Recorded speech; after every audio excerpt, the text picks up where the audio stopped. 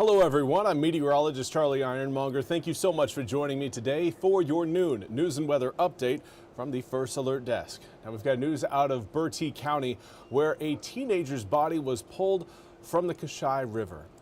Now, Chief Justin Jackson with the Windsor Police Department says that a 17-year-old girl was taken out of the Kashai River yesterday. She was taken to ECU Health Bertie Hospital, where she died, according to police. Now, the teen's next of kin has been notified. Police say foul play is not suspected, but the investigation is ongoing. We'll continue to update the story as we learn more information.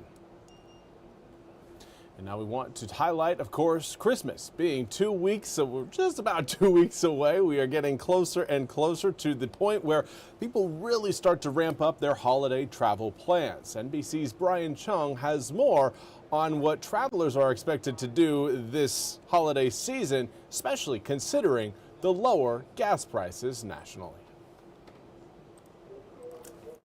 Well, hey there, AAA is expecting an over 2% bump in travelers this year. 109 million people expected to travel by car to their destinations for wherever they're having Christmas dinner, in part because of cheaper gas prices. The national average is below $3 a gallon, which should make it a little bit more budget friendly to travel for this particular Christmas. But I want everyone to mark this on their calendars in terms of the days not to travel. Saturday and Sunday going into Christmas are going to be bad, as is the day after Christmas. That's Friday, December 26th. If you can travel on Christmas Day, that is going to be the best time to travel. If you can afford to leave your festivities perhaps a little bit early. Now, at airports like this one, there are over 8 million people expected to hit the TSA lines across the country.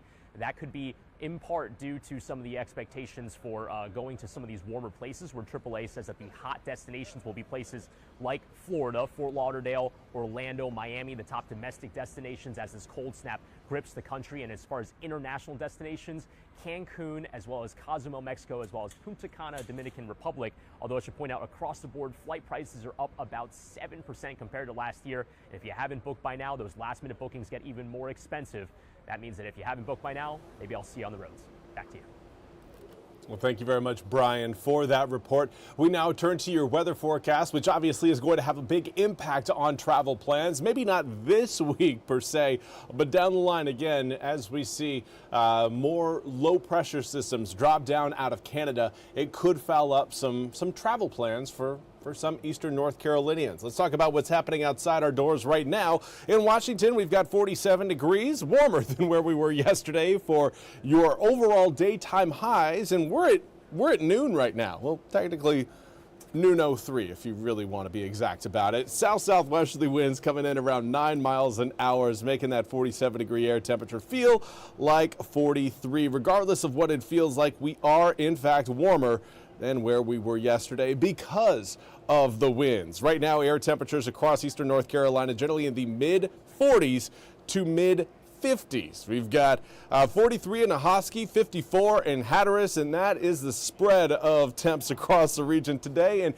throughout eastern North Carolina, that is warmer than where we were yesterday at this same point by a significant margin, by about 10 degrees. So yeah, if you're outside thinking like, okay, it feels a little bit warmer, you're 100% right, and it's because of the southwesterly winds. We had some sunshine yesterday, didn't warm us up. It's the southwesterly winds that we have today that are bringing in that additional heat. And these winds are actually going to accelerate a little bit higher over the next several hours. We're going to be seeing around a 15-mile-an-hour sustained wind across many inland areas. Those of you watching closer to the water, plan on about a 20-25-mile-an-hour sustained wind out of the southwest for today. But then later on tonight, we're going to have a dry cold front move into eastern North Carolina. At 11 o'clock, looking at west-southwesterly winds. Watch what happens as we head towards morning time, sunrise at Thursday.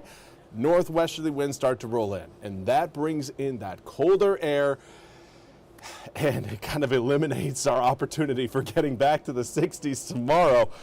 Could have happened, but right now it looks like we will have to wait until Saturday before we have our next opportunity to see a 60-degree reading here in the east, because Thursday as well as Friday, we again are looking at winds out of the northwest, and that will keep air temperatures below average. Normal this time of year is right around the 60-degree mark. So here's kind of a look at what we're going to be tracking. The area of high pressure kind of just fading away. That cold front moves over eastern North Carolina. The moisture associated with that cold front will kind of get blocked by the mountains. It's not going to be able to make its way over the mountains and then into eastern North Carolina.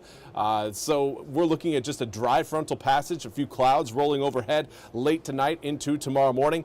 And then it's just cold air continuing to flow into the region. Now, eventually, as that area of high pressure you're seeing across Louisiana and Mississippi, once that moves off the coast of Georgia, that's when we're going to start to see another shift in the winds, and that will bring air temperatures up significantly from Friday into Saturday. Of course, do note that we've got another area of low pressure coming down out of Canada. There you can see it in really southern Minnesota and northern Iowa. That low will again bring about, well, an opportunity for rain for one, but more importantly, another drop in air temperatures, keeping us away from average coming up on Sunday. Again, Saturday will pretty much be at our seasonal norm. 48 degrees on Sunday, though, will continue to fall to around 35 degrees on Monday, and then we slowly try to warm up through next week. Again, normal this time of year. Upper 50s to low 60s. We are going to be shy of that number for all 8 days except for Saturday. So hopefully you guys have a good winter jacket ready, especially Sunday night into Monday morning and Monday night into Tuesday morning, as overnight lows are going to be down well below freezing. We're talking about an opportunity for some inland areas to see those temperatures fall all the way into the teens. That's all we have time for today's noon news and weather update from the First Alert Desk. I want to thank you all so much for joining me. We'll be back with more news and weather coming up at the top of the hour. Until then, have a fantastic rest of your Wednesday. We'll see you back here at 1 o'clock.